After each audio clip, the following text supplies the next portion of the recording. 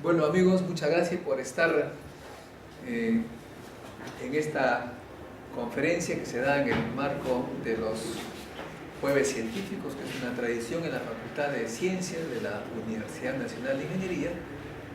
Se trata de mostrar los diversos aspectos de la investigación y el desarrollo que se da en la universidad y en el país entero. En esta oportunidad tenemos la visita, la grata presencia del doctor Eduardo Montoya Rossi, que es actualmente director de investigación y desarrollo del Instituto Peruano de Energía Nuclear. Él es graduado como máster en química por la Universidad Peruana Cayetano Heredia y luego máster o magíster y doctor en física por la Universidad de Amberes de Bélgica, y es el mayor investigador que hay en el IPEN por su número de publicaciones, por su liderazgo, y ha venido a la facultad para mostrar las posibilidades que hay en el IPEN de realizar investigaciones conjuntas. Las aplicaciones nucleares están prácticamente en todos los campos de las actividades humanas. Él nos va a mostrar lo que el IPEN hace y podemos hacer en conjunto con las universidades del país en general. Eduardo. Gracias, Modesto. Buenas tardes a todos. Es un honor esta oportunidad. Primeramente, el título ha sido ligeramente cambiado con relación al que propuso Modesto, que me parecía un poco largo, pero la idea es exactamente la misma. Siguiente, Modesto, por favor. Bien, como todos ustedes saben, nosotros tenemos un centro nuclear de investigaciones que cuenta con el reactor de investigación más poderoso de Latinoamérica, con una potencia térmica de 10 megavatios y un flujo de neutrones que puede llegar en el centro a 2 o 3 por 10 a la 14 neutrones por centímetro cuadrado por segundo, y en las facilidades un poco menor, pero siempre muy interesante para hacer investigación y desarrollo. Unas vistas más del reactor, la piscina donde se encuentra el núcleo del reactor, la piscina auxiliar donde se guardan los elementos combustibles gastados durante un cierto tiempo. Si nosotros miramos de aquí abajo, aquí tenemos el núcleo del reactor nuclear y las facilidades de irradiación para hacer experimentos, y el reactor se comanda desde una sala de control de tipo electrónico. Bien, uno de nuestros laboratorios más importantes es el de análisis por activación neutrónica, es decir, uno de los usos que nosotros le damos al reactor es irradiar las muestras que queremos analizar con los neutrones del reactor. Por medio de esa irradiación, los neutrones son capturados por los núcleos de los diferentes isótopos de los elementos que están en la muestra que queremos analizar. Esa muestra puede ser lo que sea, un cemento, un mineral, en fin, lo que ustedes imaginen. Y algunos de esos núcleos van a convertirse en isótopos artificialmente radioactivos. Después se mide la radioactividad emitida, la radioactividad artificial provocada en la muestra, y con eso nosotros podemos saber la concentración de cada elemento para unos 20 o 30 elementos en la muestra de manera simultánea. Este es un sistema de espectrometría gamma, un detector que es un cristal de germanio de un volumen bastante grande, de más de 100 centímetros cúbicos.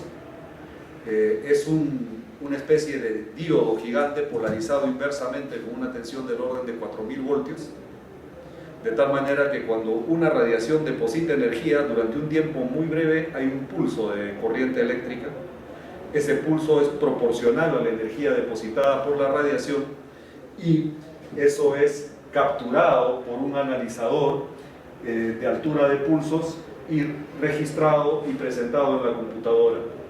Y la interpretación de ese espectro nos dice directamente la información cualitativa y cuantitativa de 20 o 30 elementos en la muestra a analizar en un solo experimento. Siguiente, por favor, Modesto.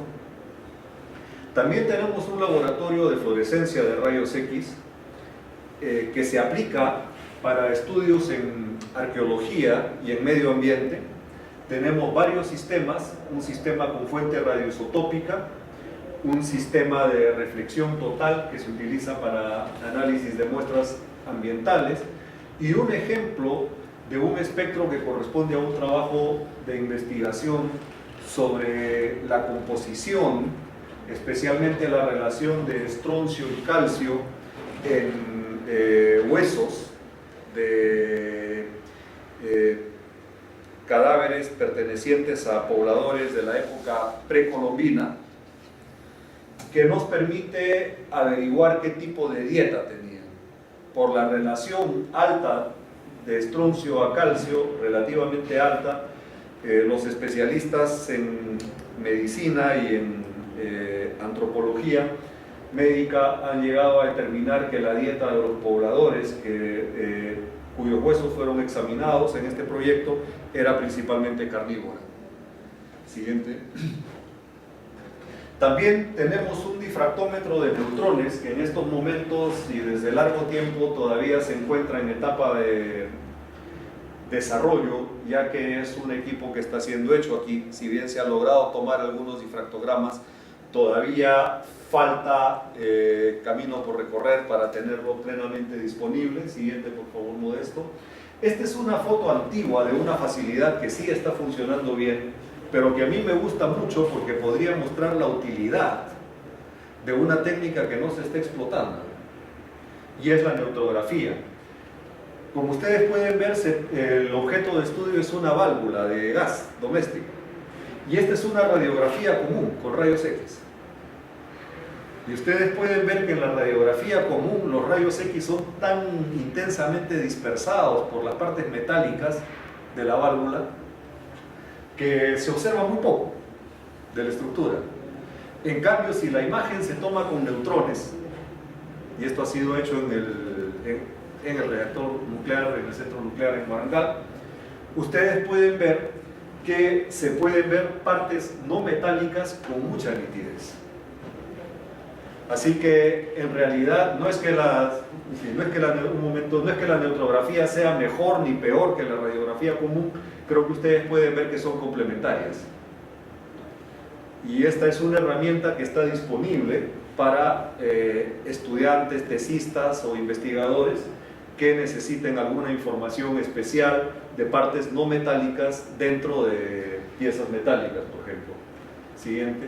También tenemos un laboratorio de desarrollo electrónico en el que se hace instrumentación de muy buen nivel. Esta es una toma antigua, pero les voy a enseñar en unas transparencias más.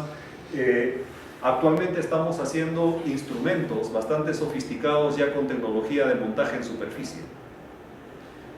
Y la instrumentación es para nosotros muy importante, y este, por ejemplo, es un analizador de espectros de neutrones por tiempo de vuelo,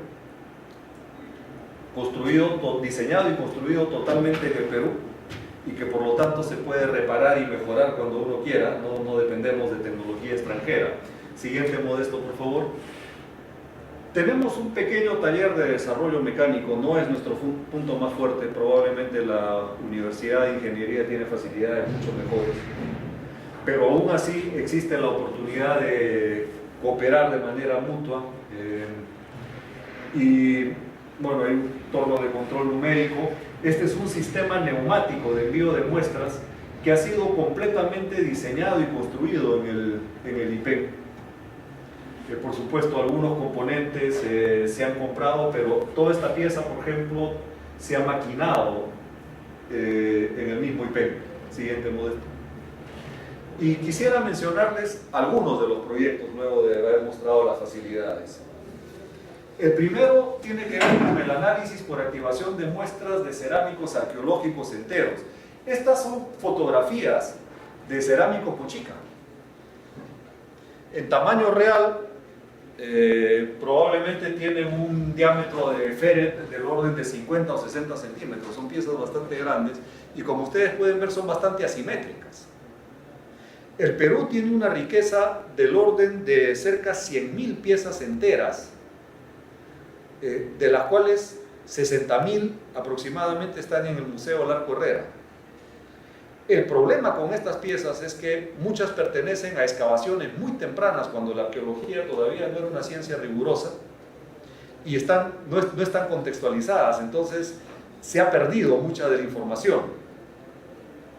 El análisis, la determinación de los elementos traza en estas muestras, dado que el patrón de composición es como una especie de huella digital, nos permitiría saber cuál es la procedencia de estas muestras para agruparlas con fragmentos y con otras piezas obtenidas en excavaciones posteriores ya rigurosas. Pero como estas piezas son de muy alto valor, no les puedo decir cuánto, porque en el Perú siempre andamos un poco retrasados en esto, pero por ejemplo un jarrón chino de la dinastía Ming está avaluado para precios de coleccionistas hasta del orden de 33 millones de dólares. Yo imagino que estas piezas no deben costar mucho menos, o deberían costar un orden parecido, pero nadie se ha dedicado a valorarlas. Así que solamente en esto hay una riqueza que, traducida en dinero para el país, es impresionante, y por esa razón los arqueólogos no permiten que se tomen ni la mínima muestra, ni el mínimo raspado para hacer análisis. Siguiente, ¿qué hacer entonces?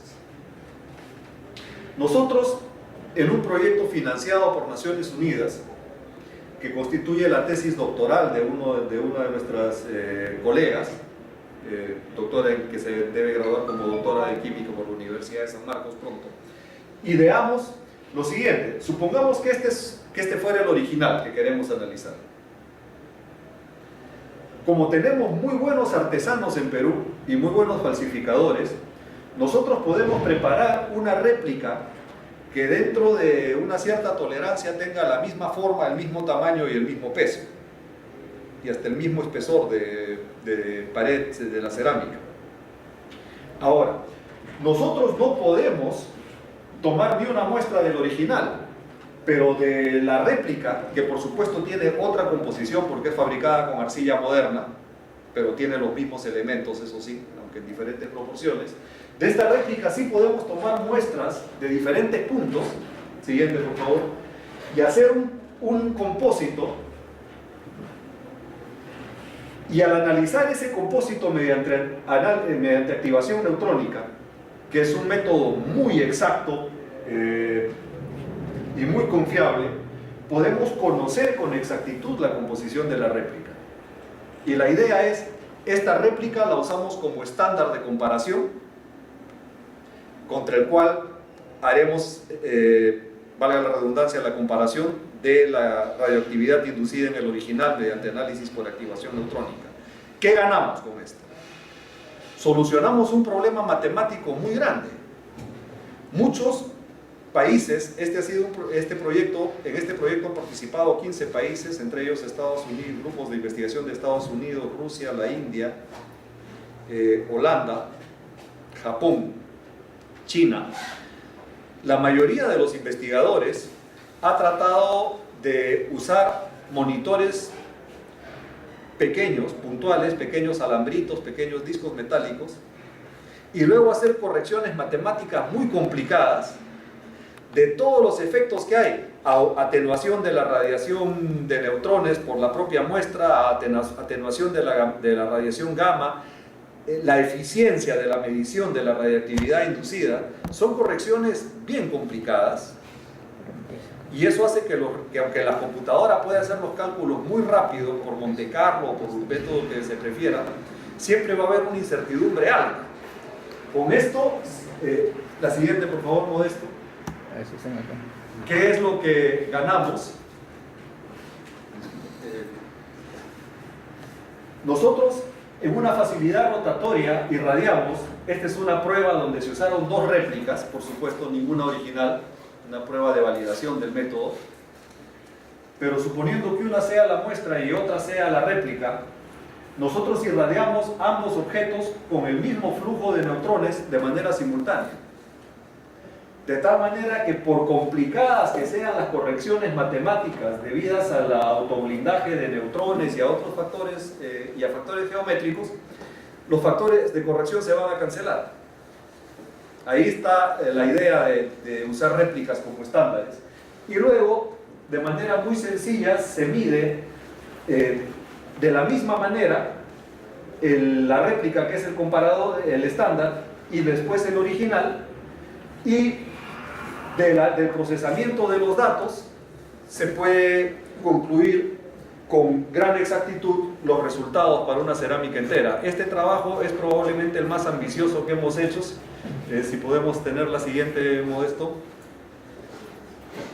Y lo hemos logrado publicar este año 2012 en el Journal of Radioanalytical and Nuclear Chemistry.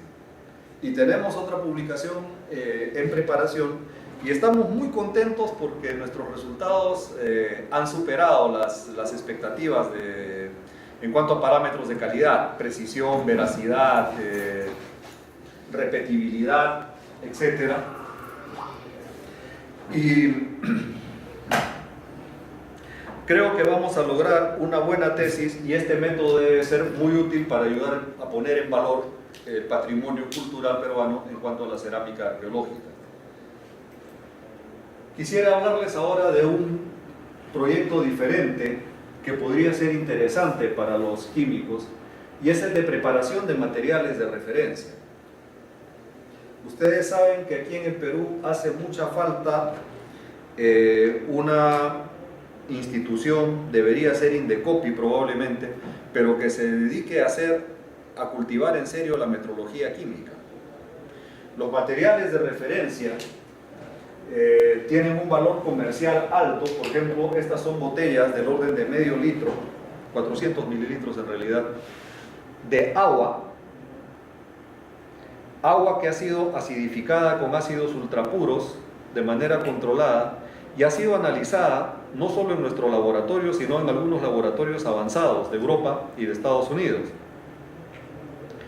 Y al haber coincidido todos esos análisis, estamos ya elaborando el certificado de composición.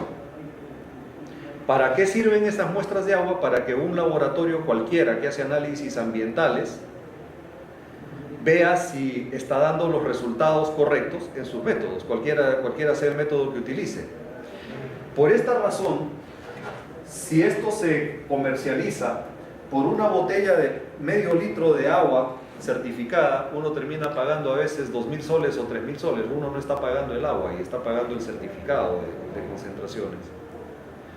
Y este es un campo de desarrollo, porque así como hay materiales de referencia para aguas, hay materiales de referencia para minerales, para cementos, para cerámicas, para alimentos marinos, para lo que sea.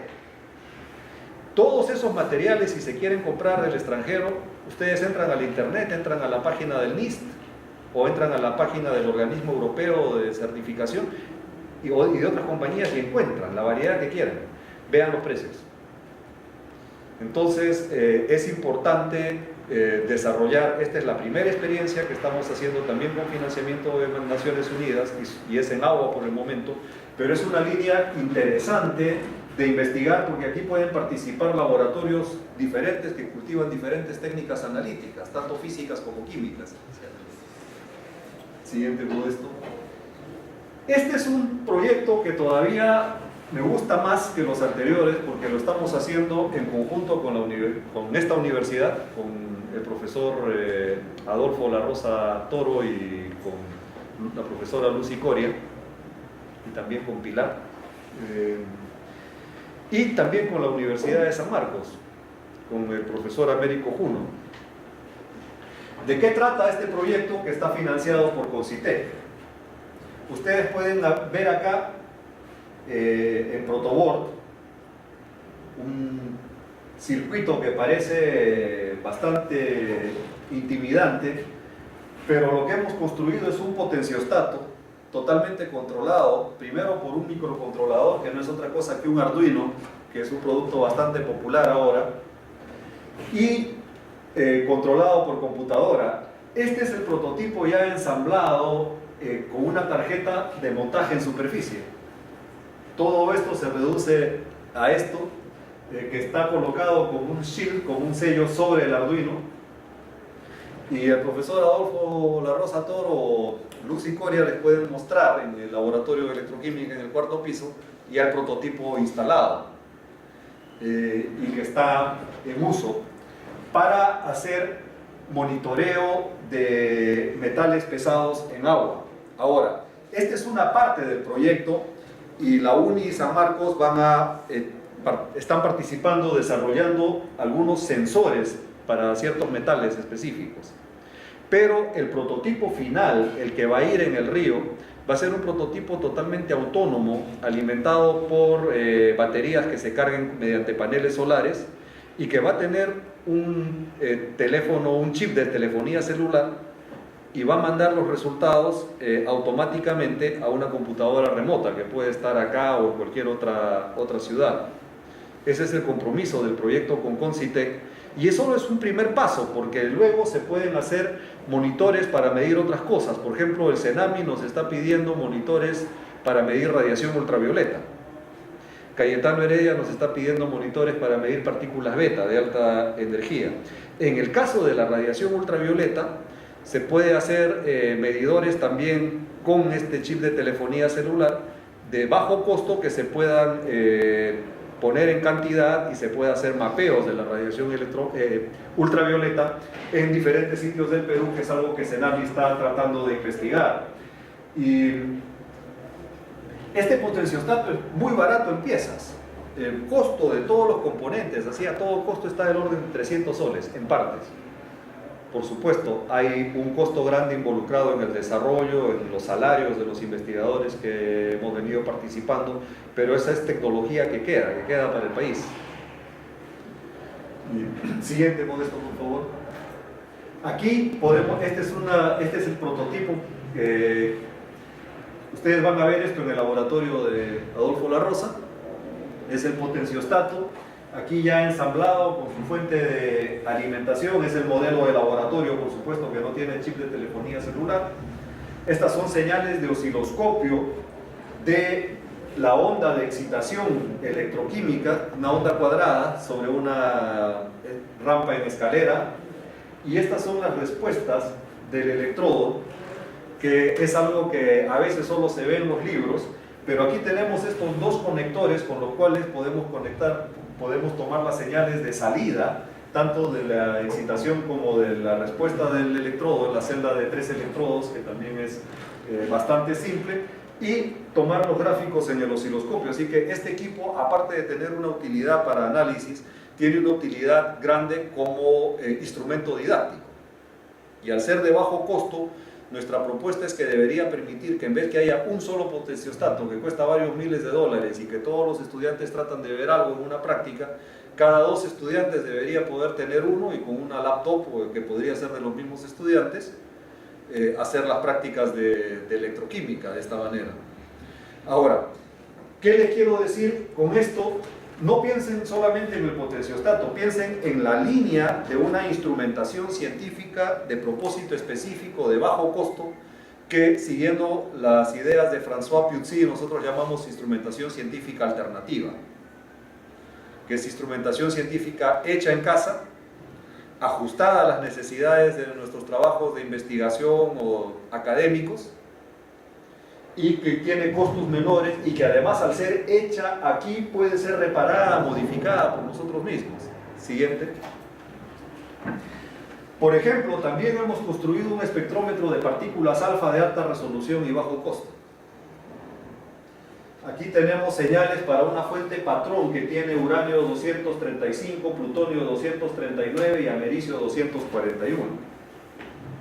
Hemos logrado resolver en los 3 casos señales secundarias que muy pocos equipos llegan a resolver.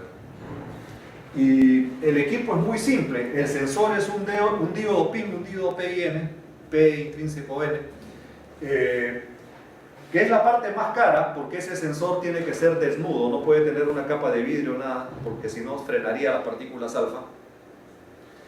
Y ese sensor está polarizado solamente a 5 voltios de manera inversa, y la electrónica es bastante simple también. Un preamplificador, una cámara de vacío, todo esto ha sido maquinado en el IPEN en aluminio, El vacío no necesita ser muy alto, una bomba cualquiera que dé 10 milímetros de mercurio de presión residual es suficiente para tener esta resolución. Y eso a nosotros nos ha posibilitado hacer análisis isotópico de uranio para clientes que lo están demandando de manera comercial, pero también podría permitir hacer espectrometría alfa en las universidades. Y otra vez, no tiene que ser tampoco el espectrómetro alfa, pensemos en instrumentación, todo lo que se puede hacer trabajando en conjunto, si es que tenemos buenos proyectos. Siguiente, por favor, Modesto. Bueno, ahora viene la parte más difícil, aparte de decir gracias. ¿Dónde están entonces las oportunidades? Esa es la parte más difícil. Les pido disculpas por no haberme animado a ponerla por escrito, porque la quiero conversar con ustedes acá brevemente. Como Modesto, que también es un investigador renombrado en el IPEN, en la UPE, sabe bien, Modesto ha sido presidente del IPEN, las leyes peruanas actuales exigen que todos los practicantes y tesistas ganen sueldo mínimo, lo que me parece muy bien, dicho sea de paso. El único problema está en que el presupuesto del IPEN en estos momentos es tan pequeño que si podemos llevar practicantes y tesistas de las diferentes universidades, podríamos llevar a muy pocos. Y además tienen que participar en un concurso interno y existen todas estas dificultades. Entonces uno puede decir, entonces, ¿cuáles son las oportunidades? Después de pensar y discutir qué es lo que se podría hacer, nosotros estamos haciendo todos estos proyectos y algunos otros que no les he mencionado porque caen fuera del ámbito de mi dirección y no los puedo comprometer, pero tengan por seguro que nos quedan horas de facilidades y equipos que no están siendo explotadas. Y si podríamos nosotros llevar esporádicamente a tesistas o estudiantes de la UNI, desgraciadamente no podemos ofrecerles un nexo laboral como el de practicante o tesista, pero sí el de investigador invitado, es decir, podríamos ponerles solamente el transporte y la alimentación, el almuerzo, y no para que estén de manera permanente, sino que si algún tesista, algún investigador joven, algún estudiante tiene un proyecto en el que necesite hacer uso de alguna de estas posibilidades que tenemos en el IPEN, a través de Modesto, a través de mi correo electrónico que esté en esta presentación, podríamos coordinar y poder trabajar en conjunto. Al trabajar en conjunto significa que, bueno, ustedes no van a aprender, por ejemplo, si alguien quiere hacer neutrografía, no la va a aprender en 2 días, pero va a estar en el IPEN, va a participar en el experimento y luego va a hacer toda la interpretación de la información, que es la parte donde uno pone ya la ciencia en juego, aquí en la UNI. Lo único que pediríamos a cambio es que, bueno, las publicaciones las hagamos en conjunto y también participarían. Por supuesto, los asesores tienen que ser de la UNI, porque nosotros podemos participar como asesores, pero informales, porque no, el asesor de una tesis tiene que ser un profesor de la universidad, eso está claro. Pero podríamos trabajar en conjunto y participar en las publicaciones que se originen de las tesis. Esa es la propuesta que puedo hacerles y que me gustaría discutir. En realidad la idea original de esto la ha tenido Modesto, así que quizá él nos pueda decir algo más, afinar un poco esta propuesta. Bueno, sí, de lo que se trata es que simplemente aplicar lo que se hace en los países desarrollados. En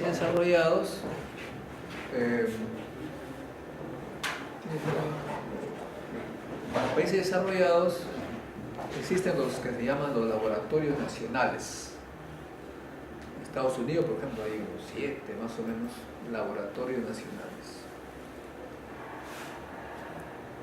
que tienen equipos como el IPEN, una diversidad de equipos muy grande. Las universidades lo que hacen es utilizar esos equipos temporalmente, por una semana, 2 semanas, para hacer experimentos. De esos experimentos salen datos que ahora pues entran en un USB. Y son esos datos que son trabajados, interpretados en sus lugares de origen, en las universidades, ¿no? Eso es común. Yo he estado en varios sitios, Alemania, Francia, Estados Unidos, no sé de qué estoy hablando. Por ejemplo, cuando fui a Estados Unidos me encontraba en la Universidad de Pittsburgh y fuimos a hacer un experimento por 2 semanas, o 1 semana incluso, en Berkeley, al otro lado de Estados Unidos, al oeste. De ese experimento sacamos los datos y volvimos a Pittsburgh a trabajar la interpretación. Y las publicaciones salen de interpretación de datos. No tenemos por qué estar permanentemente en el laboratorio cuando se hacen experimentos con maquinarias como el reactor nuclear u otras mediciones.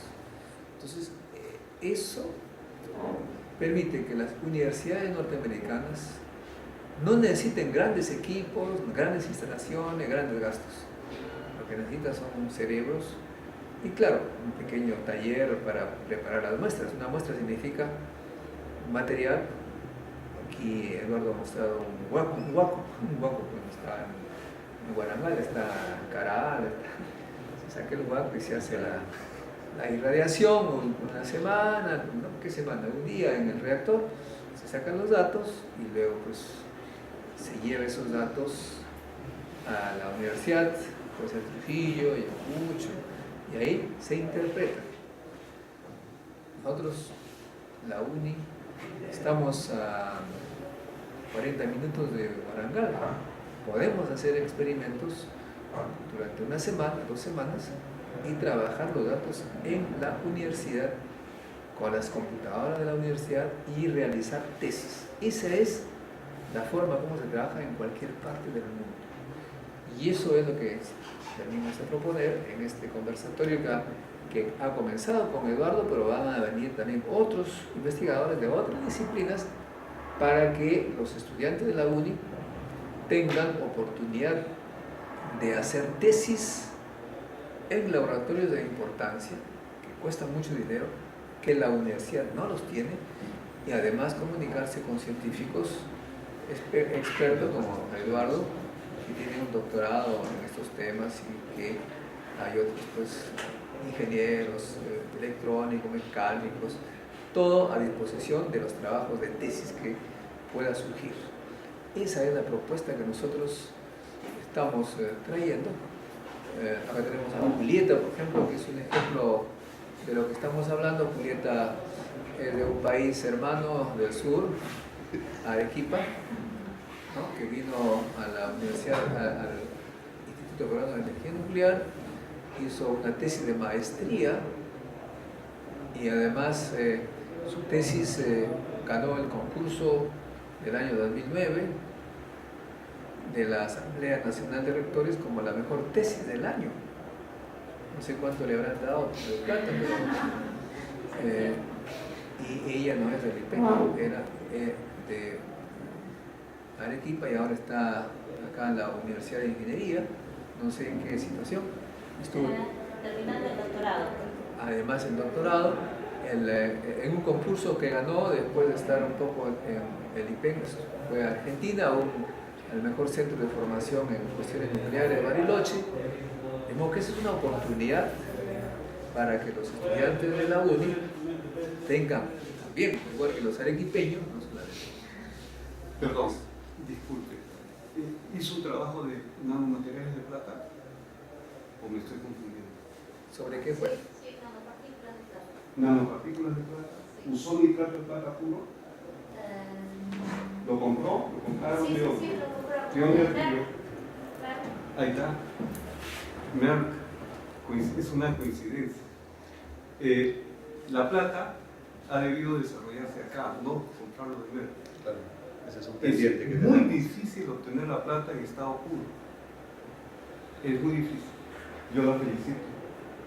Que sea una mujer la primera era en Ferro. De Arequipa, pues ahí es capaz de todo.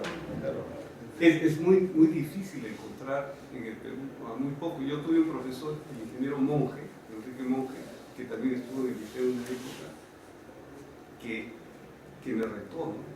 Encontrar la plata en un estado puro es muy difícil. Siempre hay impureza. Y estos equipos sirven para desarrollar. Y tiene una estructura de tal forma. ¿Por qué se llama la plata piña, por ejemplo? Porque la forma, la superficie, tiene que ser como una pirámide, concéntrica. Entonces, no solamente son los análisis convencionales químicos, sino la parte de la estructura, cómo acaba a la hora de solidificar. Y antes de fundir el metal, el estado en que se encuentra. Yo la felicito porque es una mujer que realiza un primer trabajo de nano Y es plata. soltera, por si acaso. Me están filmando. Gracias. Pero yo los felicito a ustedes. Lo que Pero pasa, yo queremos iba a hacer que- una pregunta sí. muy sencilla. Siga. ¿Qué pasa? No solamente es tesis, pueden ser patentes. La patente puede ser algo sencillo, pero inédito, de hacer muchas pruebas y encontrar, y darle una presentación, y darle un aval con la comprobación con los equipos. Seguro, eso es. ¿No? Porque uno ve, por ejemplo, cuando uno trabaja el metal, la plata pura, esa superficie es increíble. Ahora, verla,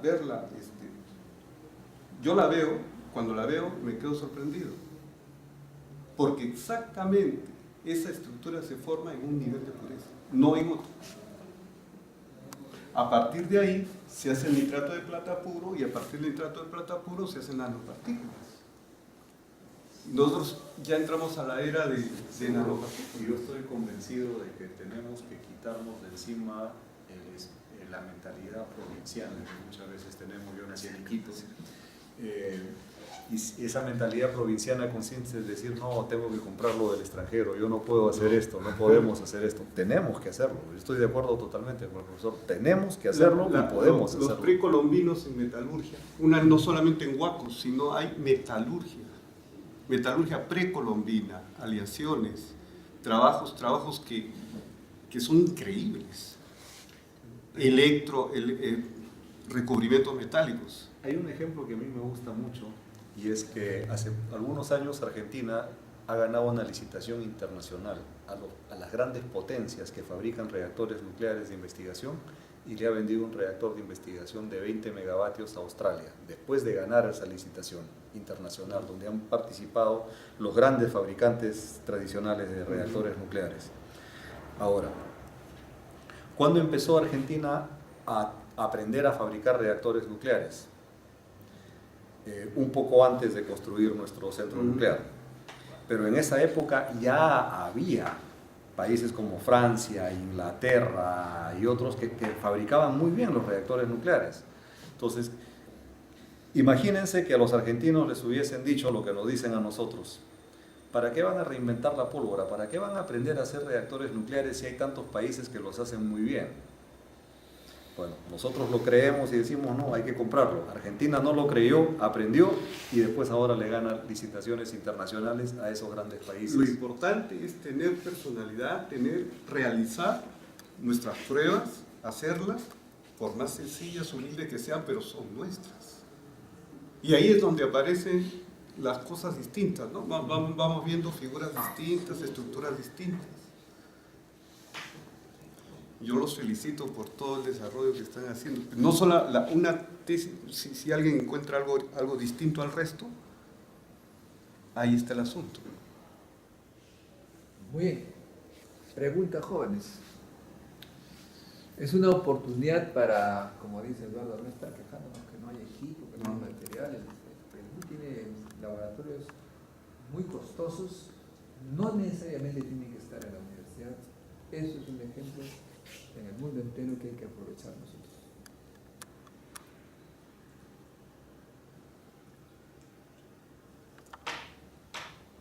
No questions.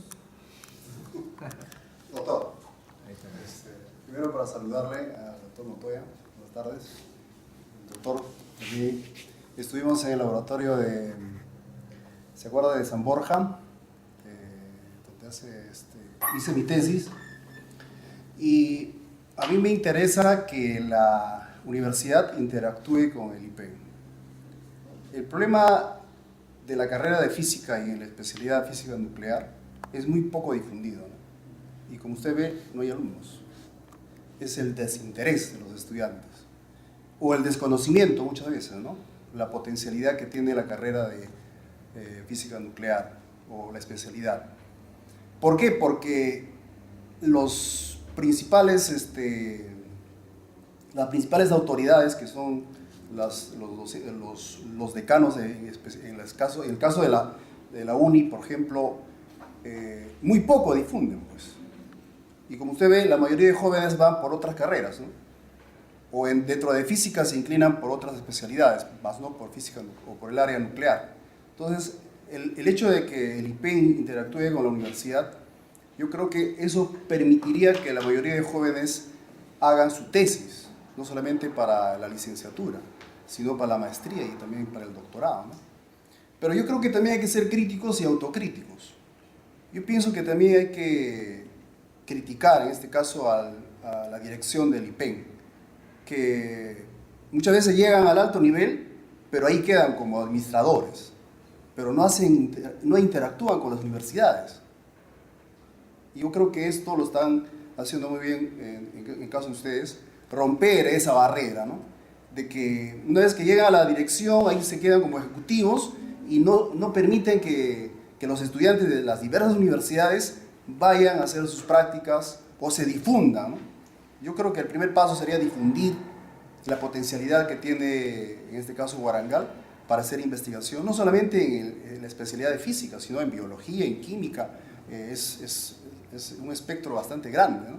Y por eso yo creo que mi felicitación, doctor, y a usted también, y a todos los que están participando, ¿no? Gracias. Sí, de eso se trata. Queremos iniciar un proceso de acercamiento para que los estudiantes de la UNI tengan, y de otras universidades, porque esto va grabado a la página cienciaperú.tv, que se enteren que hay esta posibilidad y no se desperdicie una inversión que ha costado 150 millones de dólares, con equipos enormes, maquinarias, etc., ¿no? Creo que es una pena que habiendo esas instalaciones los estudiantes tengan que contentarse de hacer experimentos o tesis con equipos de no primera calidad. Doctor, disculpe, para hacer un alcance, tengo entendido que ahora la universidad está exigiendo a sus docentes hacer investigación. En ese sentido, por ejemplo, lo que usted mencionó al principio, de repente se puede salvar la barrera de que los estudiantes que hacen tesis no tienen ningún, o sea, no son pagados, ¿no? Dicho de otra manera. Eso también es un factor para que los estudiantes no se sientan inhibidos e ir a Warangal, ¿no? Eso es, definitivamente, ¿no? Y yo creo que con un convenio adecuado entre la universidad, de repente una empresa privada y el instituto, se puede arreglar ese asunto y llevar adelante la investigación, pues, doctor, en todas las universidades. Yo creo que la invitación debe ser en general para todas las universidades, tanto públicas como privadas, porque en todos lados tenemos intelectos, ¿no? Yo creo que en ese sentido podremos salvar esa parte, ¿no? Bueno, pero por otro lado, efectivamente hay una falta de información tremenda, porque una de las actividades que últimamente, entre otras, ¿no?, que está dando muy buenos resultados y que sacan al físico de las aulas universitarias, porque en mi época se temía que el físico tenía que ser profesor de física y una cosa que se retroalimentaba, pero ahora ya no.